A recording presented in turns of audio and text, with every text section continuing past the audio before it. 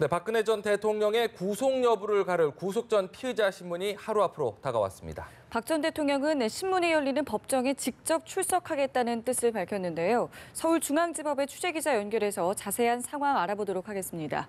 이재동 기자, 박 전 대통령이 출석을 결심한 이후 어떻게 봐야 될까요? 네, 박근혜 전 대통령의 변호인은 내일 오전 10시 반에 예정된 구속 전 피의자 신문에 박 전 대통령이 직접 출석하겠다는 뜻을 어제 검찰을 통해 밝혔습니다.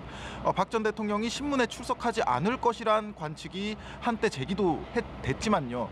직접 출석해 적극적으로 혐의 사실을 소명하는 것이 구속이라는 최악의 상황을 피하는 데 도움이 될 것이라는 판단이 앞선 것으로 보입니다. 박 전 대통령이 내일 이곳 법원에 출석하게 되면 1997년 영장심사제도가 도입된 후 심사를 받는 첫 전직 대통령이 됩니다. 검찰은 박 전 대통령이 뇌물수수 혐의 등과 관련해 범죄 사실을 부인하고 있어 증거를 인멸할 우려가 있다는 점, 이 같은 점 등을 주장하며 구속의 필요성을 강하게 언급할 예정입니다.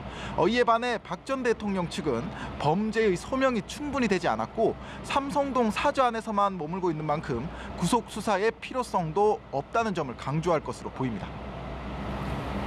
네, 법원은 워낙 사람들이 많이 드나드는 곳인데 박 전 대통령의 출석 동선은 어떻게 할지, 또 경호는 어디까지 이뤄져야 될지 법원의 고민도 많을 것 같은데요.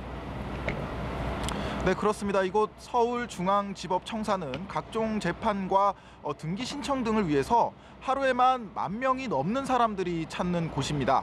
지난 검찰 조사 때처럼 청사를 전면 통제하기가 현실적으로 불가능하다는 겁니다. 법원은 박 전 대통령의 출석에 대비한 경호와 안전 문제 등을 검토 중인데요.